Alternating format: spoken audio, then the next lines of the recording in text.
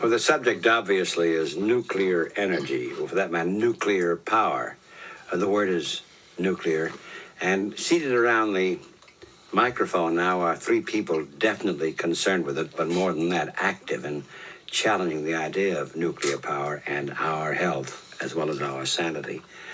Dr. Carl Johnson, who was a guest here before, was once, and that's part of the story, Commissioner of Health of Jefferson County, that includes Denver, Colorado, and he challenged nuclear energy as operative in that Colorado area, and he has a story to tell. And with him is Abbie Hoffman, whom I know many of you know for a good number of reasons. The word is active, very active. This time his activity is primarily, overwhelmingly, in the matter of preserving our environment. He's an environmentalist.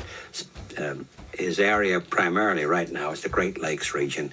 And Harvey Wasserman, Killing Our Own, you recall, is his book, and a devastating chapter and verse indictment of nuclear power it is too.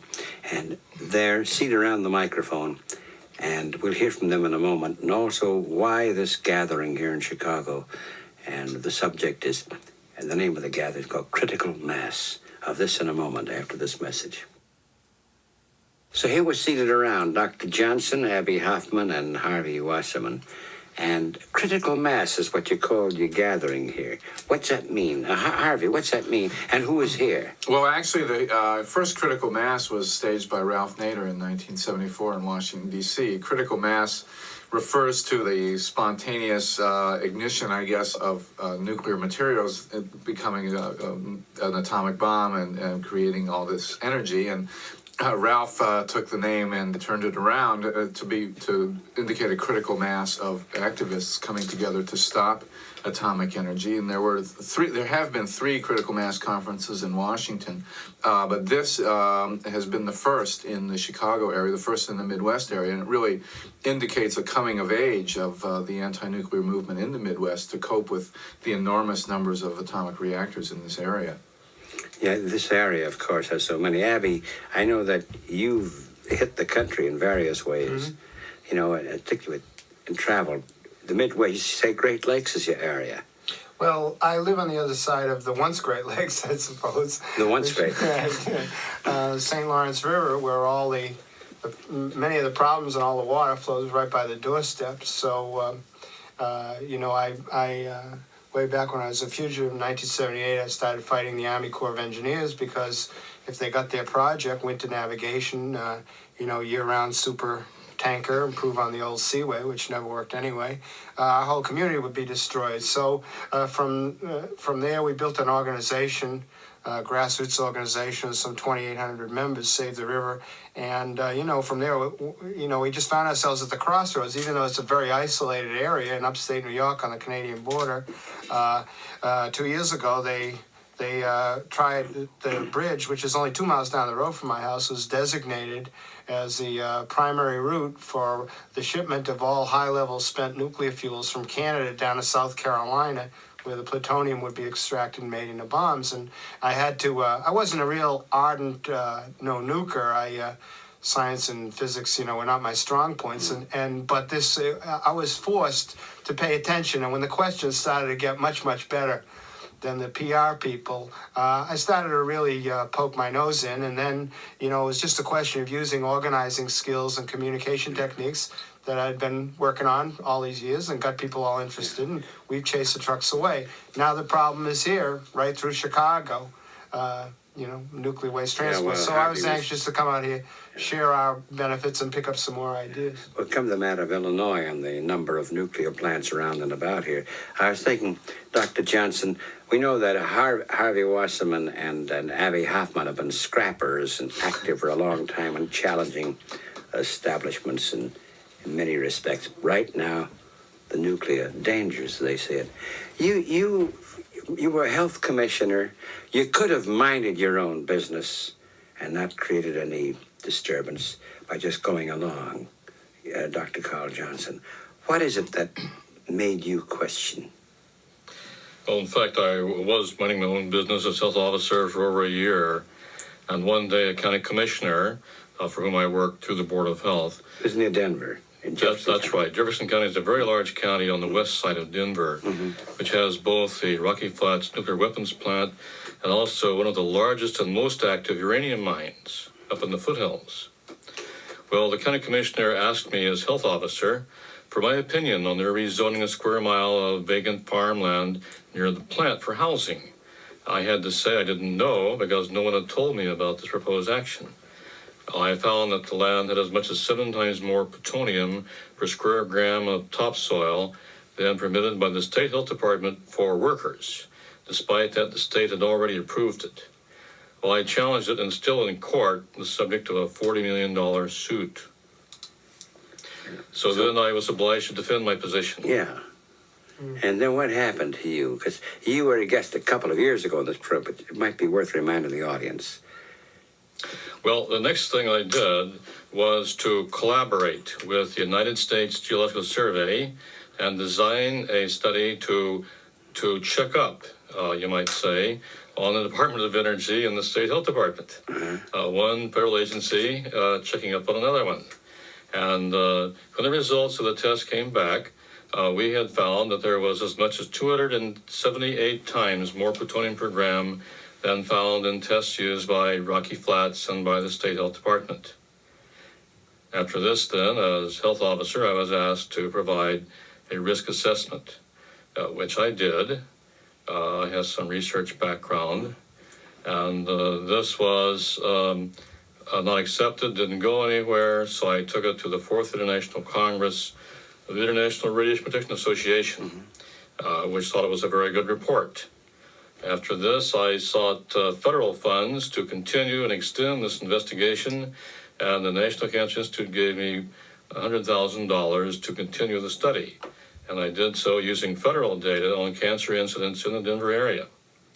And that study has now been published by the Royal Swedish Academy of Sciences. What happened to your job as health commissioner?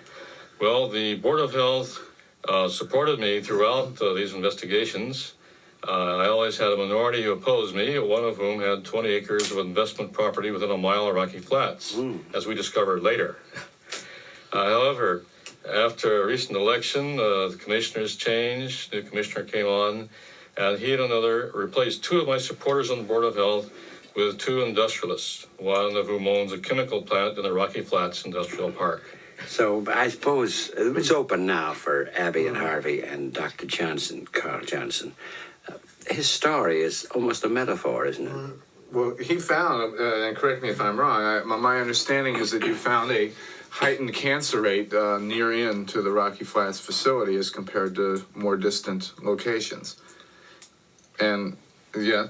That's correct. I found in a 3-year period, 1969 to 1971, in excess of 491 cancer cases. There was a 16% excess in the suburban area near the plant, a much higher rate of cancer than in the urban core of Denver, Right. exactly the reverse of what you usually would find. Right, and that, as we know, we documented in Killing Our Own, and it's pretty well known now that there have been more than 200 serious fires at the Rocky Flats plutonium facility, including at least 2 that threw large quantities of plutonium into the air, which could have been blown downwind towards Denver and certainly affect the people in the near-in vicinity. In the lawsuit against this plant, in the discovery proceedings, many restricted documents were released. One describes the fire in 1957.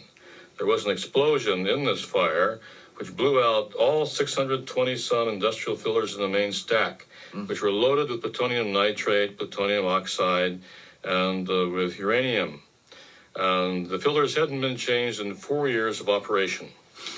Now I'm thinking about you and Abbie and Harvey. I think about his case, Dr. Johnson, public servant. He's from the health of the community. Right. He's really bounced. He's bounced. Well, it's not unusual. People doing their jobs and then they tell the truth and get off. There's a lot of lying. Right. Well, And, Dr. Johnson's case really fits the whole pattern with the nuclear industry. I mean, Dr. John Hoffman was one of the the co-discoverer of one of the isotopes of uranium that had made nuclear power and nuclear weapons possible, worked on for the Atomic Energy Commission at its highest levels in 1969, 1970, when he dared to point out that nuclear reactors were killing people at the rate of 32,000 a year. The response of the industry was not to tighten up its act and to stop killing people, but to fire Dr. Hoffman. And the same thing has happened with Dr. Johnson here.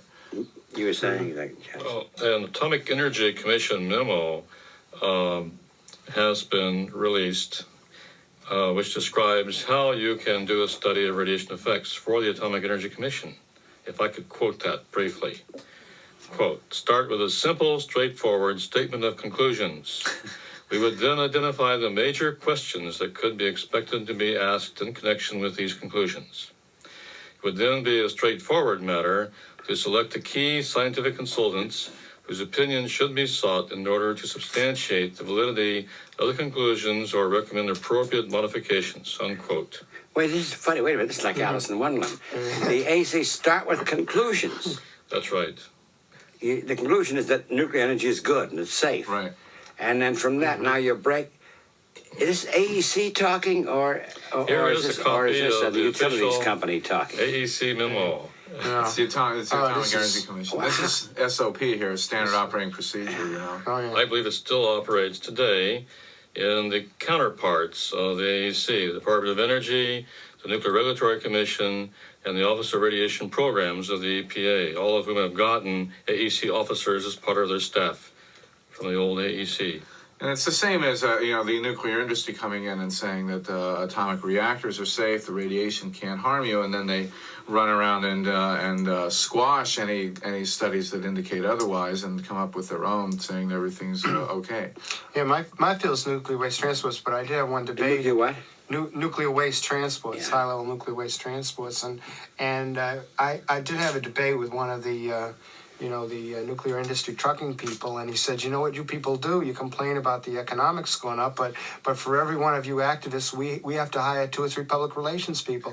They think in terms of public relations law. They don't go to the original safety issues that are. This is interesting. In Abbie's point, Right. there's a very slick ad that the utilities company here has, and that is on commercials.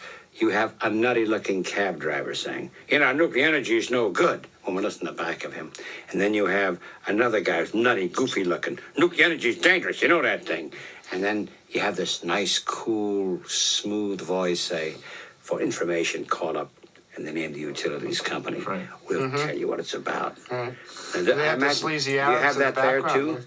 Do you have Well, that in your we area? have one. We had one with sleazy Arabs in the background too, implying that the only way we could beat the Arabs was nuclear power. Well, we had them, but we got them off. Yeah. I mean, we went to the Consumers Board in New York. We went to Attorney General's office. We got the ads off. We put pressure to get those ads I off. want the to ask TV. you in a moment what to do. Abbie's raised a point. How they got the ads off. But Carl Johnson, you were indicating. Yes, in 1978, a spokesman, Rocky Flats, said at a public meeting that their background tests of the air showed that plutonium in the air levels in Denver were very close to background levels. At the same time, I had gotten under the table a report of the Environmental Measurements Laboratory of the DOE, which maintains a 51 station throughout the Western Hemisphere to measure plutonium in air. And this report showed that for every month measured over the previous 10 years, the Rocky Flats plant area had the highest plutonium levels in the air in the whole Western Hemisphere, many orders of magnitude higher than elsewhere. There is a station in this network at Argonne, but I can't find any data in this report for Argonne. Let's see how they work this through. So why are you here? Critical mass. By the way, you 3 are here. Others are here, scientists? Yes. Yeah, all over. It's an important gathering here, and it's important that it's happening in Chicago because we are starting the movement as a whole is starting to focus on the Midwest area in a way that it hasn't before. Because essentially, this is the last holdout for atomic reactors in this. Illinois is? It really is. Really? Yeah. People have been abandoning it left and right. Why would Illinois be the last holdout? Well, they have almost 10% of reactors here, and so there's money invested in old industry ideas, and the nuclear waste transports that are now happening pretty regularly out there on Route 84 and 90. This is a hot issue in this whole controversy around the country. They're here. And techniques that we use to keep the trucks out can be applied here and everything. I just want to stress one Go point, ahead. Studs, because follow up what Harvey said. We have good news and bad news in the nuclear power industry field. The good news is America is the first country, first industrial country in the world to come to its senses and say no to nuclear power as safe alternative energy for the future. Where 10 years ago, the predictions by now, way undershadowed. No nuclear plants go for licenses since early 1978. Plants have reached 80% completion. They're never going to go the other 20%, et cetera, et cetera. But that's the good news. The bad news is that when you get a dead-end industry like this, the scientific talent, the attention of the media, the cleanup all shifts to some other area. So people look at 3 Mile Island and they say, well, it hasn't opened yet. It's all under control. Somebody's watching the stores. In the area I'm interested in, high-level spent fuel shipments, you've got much less precautions than even exist in a plant. You've got federal regulations that nowhere near come close to road conditions that were developed in 1961, where we weren't even aware of some of the problems of radiation, real catastrophe situations, so that the next 3 Mile Island, most observers say, is going to be out there on the highways. Yet most of the public would think, why are we going to have a huge increase, and I'm talking 200-300% increase in the next couple of years? Why more transports when we're closing down these plants and phasing out? In other words, we're in a dangerous phase because as the country turns away from nuclear power, the problems, radiation with workers, transportation and storage, especially transportation, is actually going to increase. So we need more attention to this problem, or we're going to suffer serious catastrophe. These radionuclides, the actinides, especially plutonium, uranium, americium, are incredibly toxic. These are the things which may be released in accidents at nuclear plants or in transportation. You can take the official Department of Energy guidelines, which limit the body burdens or total deposits of radioactive materials for nuclear workers, and you can calculate that a quarter teaspoon, a cubic centimeter, of plutonium-239 represents the permissible body burden of plutonium for 40 million nuclear workers. 40 million nuclear workers. Wait, a quarter teaspoon of plutonium does what? This is equivalent to what would be permitted for 40 million nuclear workers to have in their bodies. A quarter of a teaspoon. A quarter of a teaspoon. And this level is really not protective, because a study at Rocky Flats found that 1% to 10% of this dosage caused a 33% increase in chromosome damage. The stuff we're playing with basically is poisonous almost beyond belief. Well, this And is, that's what's really- as Dr. Johnson, Carl Johnson is talking, sounds incredible. Now, it's surreal, isn't it? I know Abbie has always dealt with matters that are surreal. But this is beyond. Yeah, this is This beyond is part the of beyond. science. We see these Class Z science fiction films with the mad scientist George Zuko with his thick glasses. But it's all real, isn't it? Well, what's worse is that when you're in the rural areas, and this is, it's out of sight, out of mind, and the trucks travel on interstate highways, the plants are out there, and you hear the public relations people, because we were talking about, they come to, I live in Jefferson County too, in upstate New York, but there's 80,000 people there, and Jefferson be rolling in his grave because 80% went for Reagan. It's ultra-conservative farming region, and they send people up there to tell the people that this high-level spent fuel, which is misleading, because spent is... the spent fuel is 1 million times more radioactive than the fresh fuel. So you got a lot of communication is problems. that so? Yes, because of the bombardment in the reactor. And, it's not waste, it's not garbage coming down. You got yourself a nuclear plant with none of the protection, so it's much more dangerous than the plant itself. So you've got people going in there telling the supervisors that this is no more dangerous than the stuff that's in hospitals. Radiation is all around us. This is going to be used for medicine. We have to do this to take on they're telling them all kinds of lies out in the rural areas continuously. Well, so I'm not surprised at anything because I've already heard everything. Well, they're telling them here too. They want to truck this stuff right through Chicago. It's no longer just the rural areas, and also they were talking about doing it through New York City. Right. Oh, I mean, yes. the whole the highways are becoming radioactive funnels, So basically. what are you, before we take a break, and then the second half will be what to do about it, and also your encounter with different public interest groups and just ordinary people where you live, Abbie particularly, people around where he lives. What is the group meeting now here in Chicago, critical mass of activists and scientists and physicians? What are you talking about now?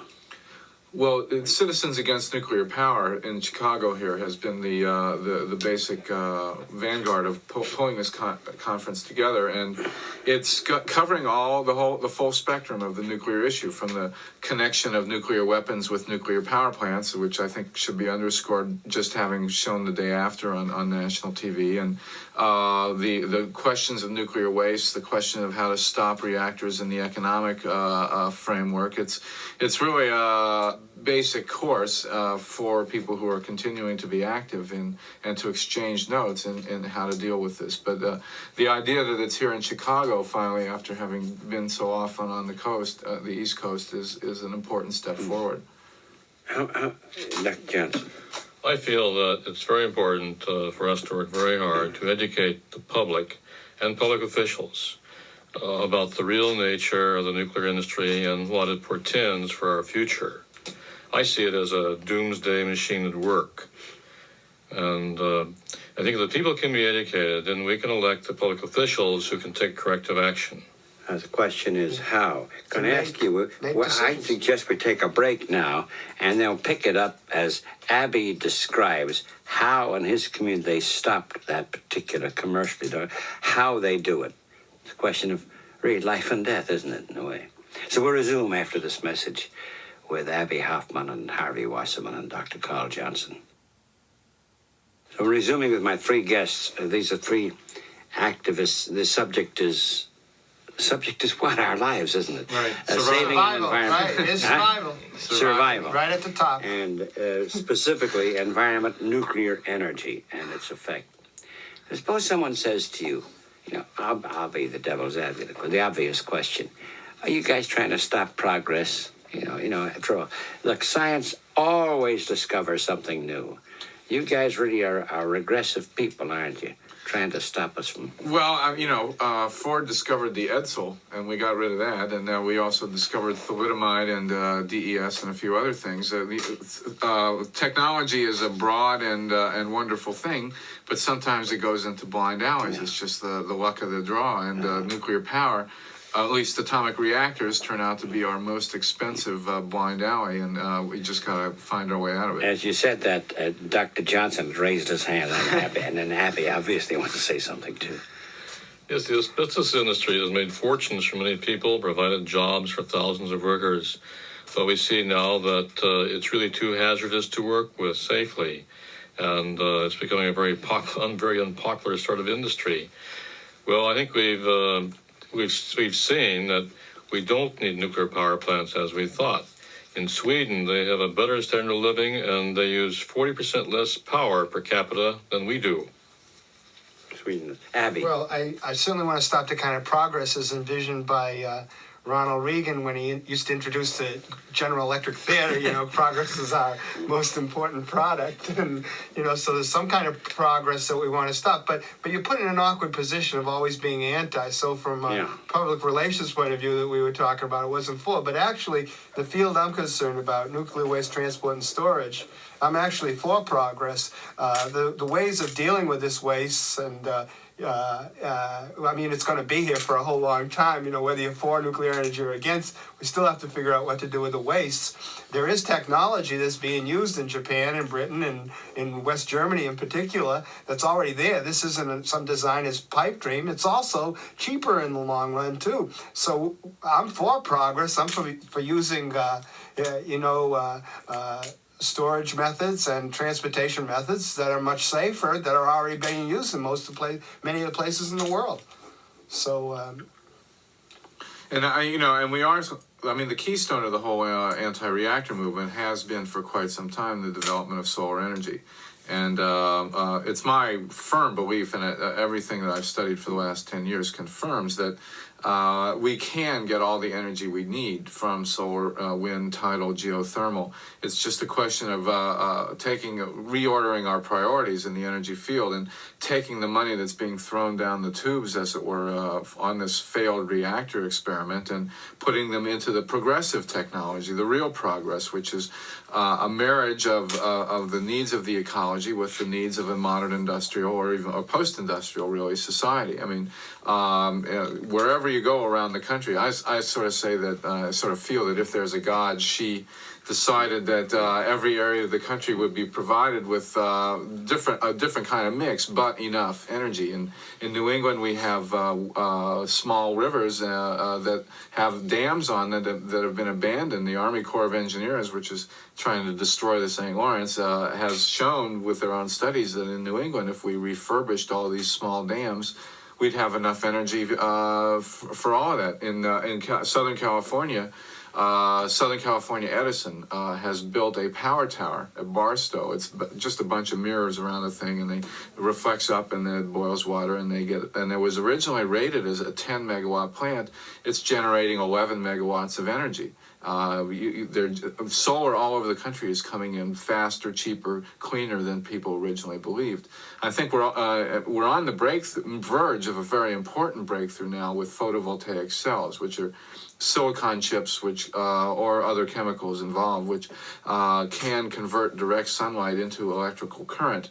And these chips can go on rooftops and on the sides of houses. This is what you're talking as true progress. Yes, that's progress. Progress toward what end is what you're really saying. Yeah, well, toward progress as if survival mattered, basically. I think we have to be a little more the division. Actually, the debate between progress and the environment has been pretty well destroyed by people like Lester Thoreau. Writes very good about this. Hazel Henderson. A lot of people. I mean, that's really a false propaganda dichotomy. The division is between those with a short range interest, people that are ready to cheat the local labor force, throw the garbage out the back window, rip off natural resources, get out of town, and people that are looking at longer range issues. We talked about the Great Lakes. We got 450 toxic chemicals out there. Some of them are going to be around for 100, 200 years. We're going to have water shortages in 10 years, unparalleled in the country's history. We can't drink Gatorade all our lives. So this has got nothing to do. Where are we progressing? We have to ask, where are we progressing to? Toward what end? Where are we going at some point? Abbie, you're talking about your own experience, and we'll come to this, to bring in your own experiences too. The fact is, ordinary people can understand this very quickly, can't they? Very often it's made to seem as though we the scientists, or those who are hired by... Oh, Dr. Johnson, let me know a point. I know you do many scientists who are hired by industry. Yes.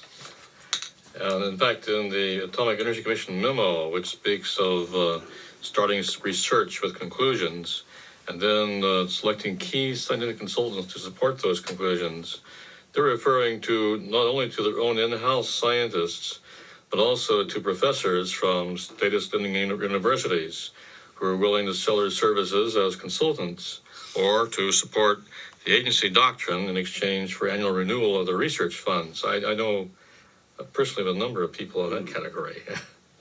No, in reply to... Now we have two sides, Abbie and Harry.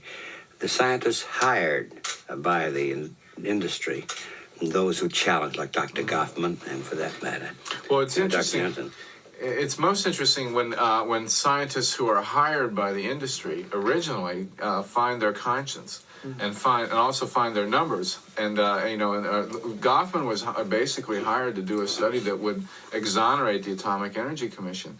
Dr. Thomas Mancuso at the University of Pittsburgh was hired by the AEC to find that radiation was not harming workers. He went and found the opposite. And when he published his findings, they tried to take away his data. They tried to get him fired from the University of Pittsburgh. Same with Dr. Ernest Sternglass of the University of Pittsburgh, who has made his studies. And the industry gets people that they think are safe, and suddenly when the people find out that they can add and are willing to, like Dr. Johnson, to stand by the validity of their research, we have problems. Well, an example, after my study of plutonium in soil in collaboration with the U.S. Geological Survey and my risk estimate, 3 scientists were retained by Housing and Urban Development on the advice of the EPA. And these people came in from the East. They were all university professors from status lending universities. And they were to resolve the controversy between me and Rocky Flats. They spent 3 days at Rocky Flats, concluded there was no risk to the plant except adverse publicity. 6 weeks later, 6 weeks later, a reporter from another newspaper, aside from the one that covered the first one, asked me for my opinion. I was a health officer, you see. And I said, well, I think their method smacked of bias because they didn't talk to anyone on the other side, and that was me. And he investigated and found all 3 professors were and had been for many years funded annually in their research by the Atomic Energy Commission and now the Department of Energy. And why is this a conflict of interest? Well, the plant was being sued for $40 million over this issue. They were there, which leads, of course, to the big subject that people listening to the program, Abbie's experiences too, with ordinary people, so-called. They catch on quickly, don't they, once the issue is off. Oh yeah, the best. Yeah, just to show that again, you can say you can see all the progress that's been made in terms of raising people's consciousness. Unfortunately, about nuclear power in general. Fortunately, we had to wait till 3 Mile Island for a good hunk of that, to come along. I mean, we tend to react more than act. But people do. Part of the ability to be good at the grassroots level is to use very common sense arguments and to and then I find that people catch on real quick. What isn't caught on, of course, is to how one fights, because this is not something that's taught in our school system or taught in the culture. The powers that be have the authority. They're God Almighty. And the more rural areas you go, the more one has the feeling one's living in a monarchy, because where the politicians are not the servants of the people. It's in reverse. And you get people that have been there 40, 50 years without anybody running against them. So, that's the way it is. So people come hat in hand looking at their toes to Albany and everything, almost like the peasants in the movie Zapata, please pay attention to us. They're very deferential, this kind of blind obedience to authority. Now, I believe that democracy depends on disrespect for authority. We should be suspicious of bankers and politicians getting together and insurance brokers and deciding what's safe on our highways in terms of nuclear energy, taking our money as consumers to do public relations propaganda, convince us that it's in our interests and all. Well, so that when you get right down to the nitty gritty, you have to be able to show people how that they can fight and how to win. And, I come out of this school, 20 years of doing this, legal segregation in the South, Vietnam, Dailyites, studs. I know that we can beat these. I'm ready to offer my services right now to the city of Chicago to beat the nuclear waste transports right out on the highways. They've done so much for me, this city. I want to repay. Of course, I get $1 a year. I'm not working for nothing like back in the 60s, but... Now, the point raised, though, is specific cases, your own experiences and what groups of people, non-scientists, once they get the facts, very elementary facts, they do something, don't they? Well, I think one of the great stories is how Abbie was organizing in upstate New York as Barry Freed, and in an area that's extremely conservative, had been obviously very pro-war during the Vietnam era. And when he came out and told everybody that he was Abbie Hoffman, the media would have us believe that they would have had a lynch party. But in fact, the reaction was very positive. After Dr. Johnson, who I know wants to say something, Abbie, could you recount that story? That's very dramatic.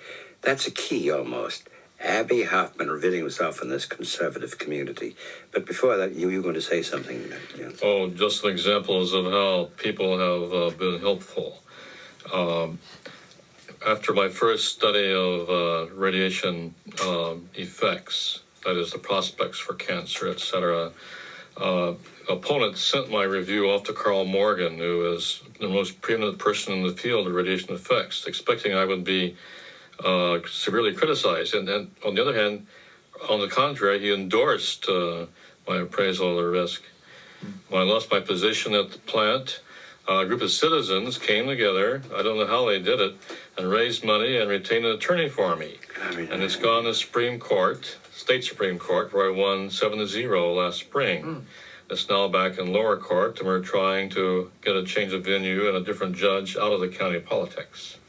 So there they came through once they have it. Abbie, your story. Here you are, you're hiding out. I won't see a movie if I tell you. Now, this is where? This is where?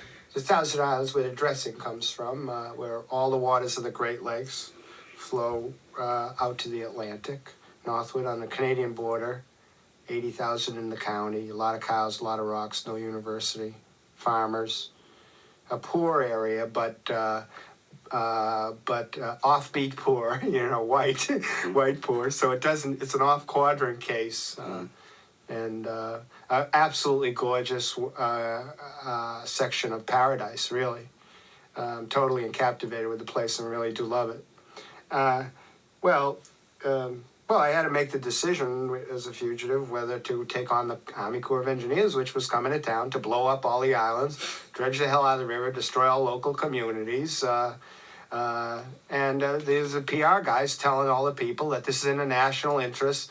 This is going to be good for your community that we destroy it all and everything. And so it was a question of, well, what do you take off or do you take them on? So I decided to take them on. One thing led to another. And, it was good for New York what I was doing. So the governor and the senator complimented me and everything. And so I sort of fell into it. But the local people was That's interesting. what I want to know about the local people. The local people, when I emerged, of course, they had a chance to see me au natural, They had no preconceived notions that I was the son of the devil or anything like that. And so they were all supportive. They said, well, if that's Abbie Hoffman, we don't know what the 60s were about. And that was the general attitude. Of course, later we got involved in taking on some of the local politicians and everything, and people, there are some people that question and everything, and there are people up there that want to nuke Nicaragua, blacks, women, everything, but still, when you go to the Kiwanis Club or when you go to the Duck Hunter Association meeting and you put yourself there and you know how to talk American as you do so well, Studs, and everything, this left wing and right wing business. This is ideology in America is about 1 minute thick. In fact, this nuclear waste transfer. So let me give you, for instance, we go up and argue with anybody. Why the hell should Washington be deciding that we should take waste from Canada, pass through our areas? Why does a conservative down there in Washington take away states' rights, take away local outputs? You're a conservative. And then he says, oh, yeah, I'm a conservative. I mean, people don't know the isms in America. Everyone's pretending, including me. And if you can break through all that and get right into the issues and talk about the issues in a concrete way and then show how they're linked up to their problems, how you can go from A, B, C to winning. It's very important that you show people that. They're going to be with you. See, labels really mean nothing. See, I'm thinking of three people seated around here, Harvey, Abbie, and Carl Johnson. All three, particularly Carl, from different milieu, different environment, and yet all three feel the same way about this key subject of the deleterious aspects of nuclear energy. And you're meeting here at critical mass to talk about it. Now, what is your suggestion? People say, listening, we have a utilities company here with the commercials on TV, with the goodness being done, and they have their opposite numbers in all states, obviously. Dr. Johnson. Well, my recommendation is administrative. I'd say review the principal mission of each federal agency, and those federal agencies whose primary mission is protection of health of the public, of the worker, should have all the research money for investigations, all the funds for and authority for developing of protective regulations and guidelines, authority to do investigations and their own monitoring, authority to do enforcement action. And many believe this within the nuclear industry. However it turns out, I'd say let's practice good administration in the first place. Well, that is interesting because if these federal agencies ever did regulate, they're supposed to regulate. I mean, we're beyond the point of cynicism by now about these guys. You know, I mean, we know that they just don't do the job because if they did the job, it'd be all over. It's like the Wobblies every once in a while when they wanted to do a strike without doing a strike, what they would do in the factories was that they would follow the regulations to the letter of the law within the factory, and of course the whole factory would be unable to operate. You know, if the Nuclear Regulatory Commission ever really regulated the nuclear industry, they'd all have to shut down immediately. And there's a great story that's happening now that people in Chicago should know about. When the Zimmer nuclear plant in Cincinnati was 97% complete, according to the three utilities building it, these three utilities in Ohio. And the NRC was forced, because of scandals involving falsification of inspection records there, to go in and tell them to make certain changes. The changes that they wanted to make, even though the plant is 97% complete, were going to cost more than the original plant to bring it up to 97%. It was going to more than double it. And they're now either going to abandon this nuclear plant or they're going to turn it into coal. And there are 5 reactors being built in this area, actually 7. If people really looked at the regulations and looked at how they were supposed to be built as opposed to how they're being built, even within the current lax framework, they probably have to go right down the tubes. And it's people who are aware. You know, I had a similar experience with Abbie in Seabrook, New Hampshire, very conservative community. And people there are really pro-bomb and pro-Vietnam War and all that. But when it came to this reactor in their backyards, we actually had to restrain them to keep things nonviolent. It'd be worth recounting Seabrook. This involves someone named Sam Lovejoy. Yeah. Oh, yeah. You know who Sam Lovejoy is, Dr. Johnson. He's this young guy in Seabrook who one day decided that he did studies that this is dangerous. And he sort of knocked over the tower, wasn't that it? Yeah. But then he turned himself in. Yeah. He turned himself in. He said, I did it with my little hatchet. He turned himself in, and then he defended himself in court. Isn't that it? Yeah, you say. And he won the sympathy of almost everybody in town, including the police chief's wife. Well, he said he could not tell a lie. Yeah. But what happened to that? It's worth recounting as to when people discover something. The story of Seabrook is worth Oh, yeah. recounting. Well, we've knocked off Right. one of the 2 reactors there.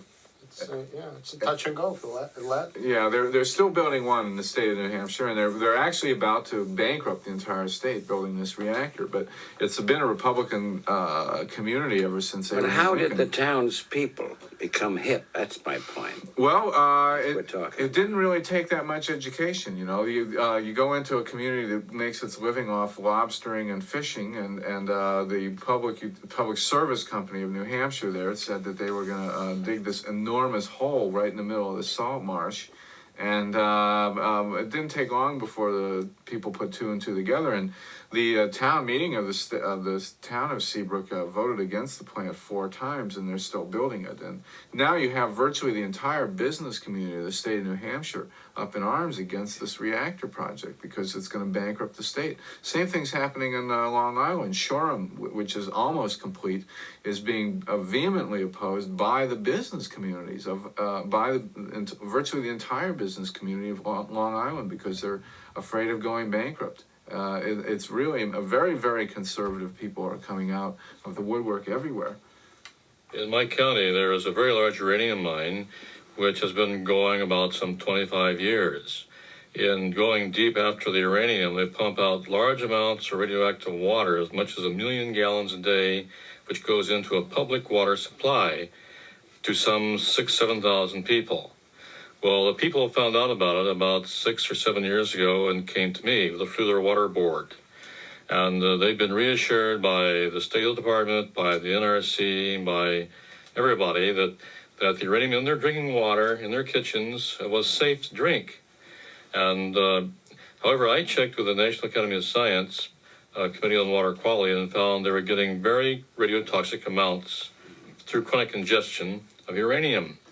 So I urged them, after not getting any response in my request for a hearing, I urged them to go to court. And the board took, in effect, the mine to court. 1 week before the first hearing, the EPA went back to the wall They have no regulation for uranium, by the way. And back to the wall, the EPA came down with letters saying that the standard should be lowered by 600 times. What was being permitted was 600 times too high for safety. It's The mine interesting. can't operate with that kind of a standard. That mine is owned, of course, by a large Midwestern utility. Abbie, I think America's a much more tolerant country now than it was 20 or 30 years ago. And one of the, you mentioned, I was just flashing on that when you were telling the story of Sam Lovejoy, a guy that takes individual initiative, goes down there and takes on the powers that be. If you think back to the 50s and everything, that kind of a story, those people were kooks standing in the doorway of progress and easily dismissed. I'm thinking of the woman trying to protect her farm, with the shotgun and everything. And it's it's really amazing because when I was in my area, because I've always been accused of being an outside agitator, and in some sense, if you're agitating, you are from the outside because you're not part of the problem.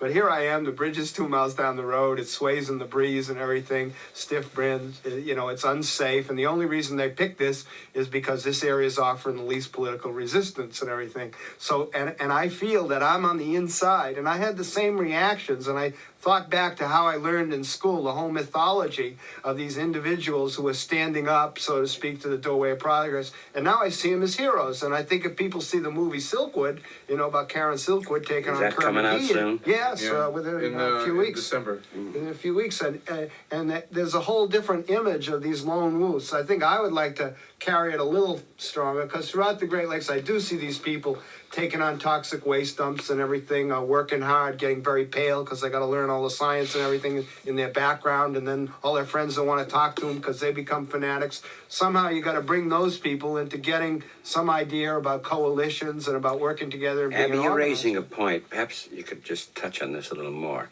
This concerns nuclear energy, but other things as well. We know there's a moment of bleakness here, and many people have given up and feel helpless and think nothing of it. Abbie, because you have a certain perspective, you've been involved in a number of things here during the past 20 years. You sense something else happening underneath here, that more of a questioning in communities and more of an acceptance of someone who dissents from powers that are than there were, say, a generation ago. Is that right? Oh, I think that's. I think most definitely. Just the mere connection on low. You can go to little towns from coast to coast, and they're discussing foreign policy, whether they should do business with banks that have holdings in South Africa, nuclear arms race all over the place. It's very sophisticated when you connect problems like that to local issues. There's a tremendous movement out there on the grassroots level. But I am an activist, and I'm looking for issues. And people say, well, like I can walk out of the studio here and find 100 issues worth fighting, but I'm looking for the issue that the people are going to learn something about how the democratic process works. So more importantly, how it doesn't work. So people are going to say, how can we stop these trucks? We can't stop these trucks. And they see the attorney general's almost powerless and everything.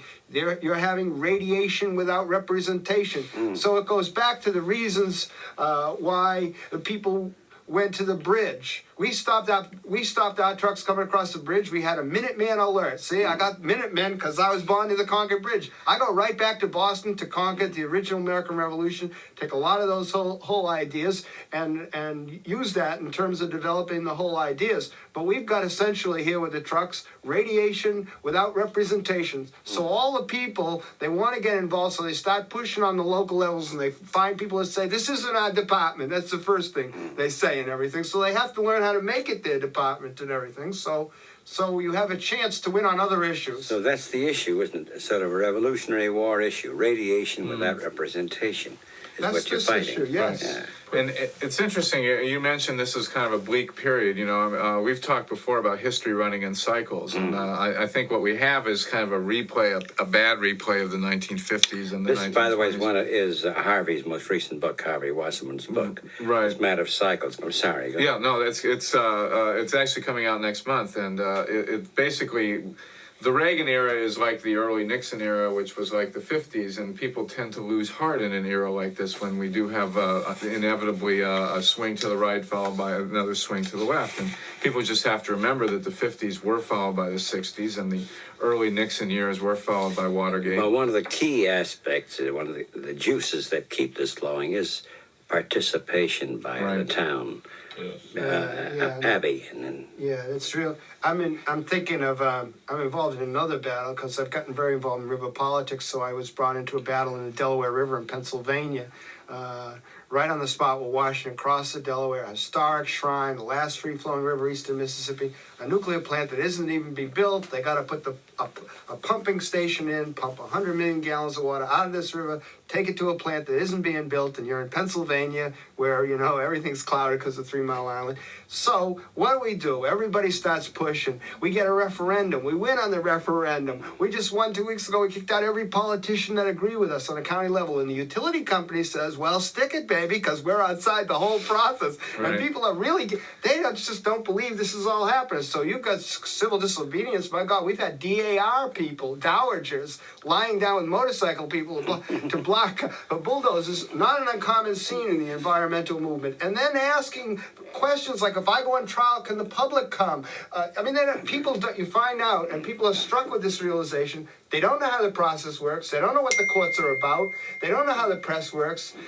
People think they're living in Poland, whether they do or not, they find out, and they learn about the utility company. Then you have to say, look at here, what you're learning is right, but we can beat them. Up in Wisconsin, they have a Citizens Utility Board. Mm-hmm. It's elected. They bring people in, consumers, that have some control around things like utility boards. In other words, you always have to point out where things are happening. Mm. You can't lead people down a dead end.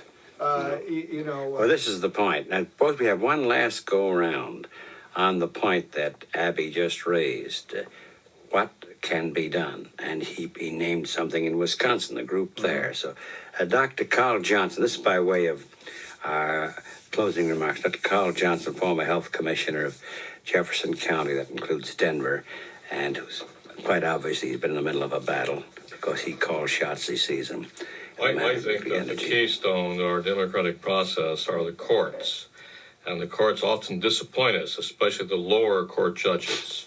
But if you rise high enough to the appellate Supreme Court, eventually you'll find some intelligence, and you'll see some good decisions made. And this not only applies to civil problems, like we've just heard about, but also to often the matters of science. Because when the in-house scientists and the hired scientists from universities must present their evidence and subject themselves to cross-examination, the truth tends to come out. And also in this process, you can obtain in discovery proceedings testimony and suppressed documents for the past 30 years of releases of radiation from a nuclear plant. And I'm very impressed at this process. It works slowly, it's expensive, but it works. Abbie Hoffman, environmentalist. Thoughts, reflections. Well, what? Well, I was just... What's to be done? Dr. Johnson probably hasn't had the same experience with the courts as I have. I know. Well, that's funny. You mean Carl Johnson and you had almost identical experiences in the courts. Yeah, in a certain way. I don't have all that faith, especially when you get up at the very high level of Supreme Court. Maybe the appellates, there's some level in there. But when you go in to advise environmental groups, a lot of them have sunken hundreds of thousands of dollars into the courts, and they've come up empty-handed. And they've had a certain belief in the courts that they were going to be able to tell their story fairly, etc. And then they got disappointed. They don't understand that it goes on and on and on. But I see the courts as only just another forum for informing people about what's going on. I see all the institutions in the society, whether it's a political campaign or forums or the media as a way of going through them so that you can get people more informed. You can bring more glare on this. I'm absolutely convinced on the issues that we're talking about. if you get people to think about the unthinkable, to go there and look at this, use their common sense to pay some attention, that people are going to rise to the challenge. They better. I mean, that's it. You know, it's no sense thinking the other way. Right. I mean, sure, we can always have a catastrophe. We can have all the bombs go off and everything, and then we'll say, "Oh, we told you so." But you know, there's another way. But there is something happening in grassroots ways. Harvey wants And to. I think Abbie really hit it on the head there. If the information is out, you know, people, good grassroots conservative people will respond. We've seen it in Seabrook. We've seen it in San Luis Obispo, California. We're seeing it in Chicago now, where we're getting a critical mass in this area to really get down and deal with the enormous number of reactors in the Illinois, Wisconsin, Midwestern region. And Abbie has had great success up in the St. Lawrence, reaching people that I'm sure people in Chicago never would have thought that Abbie Hoffman could go out to the boondocks of That in upstate New York itself is a and have story. anything happen to him but getting run out of town on a rail. And here he's basically a local hero. By way of closing, I like to use the word metaphor a lot. Metaphor.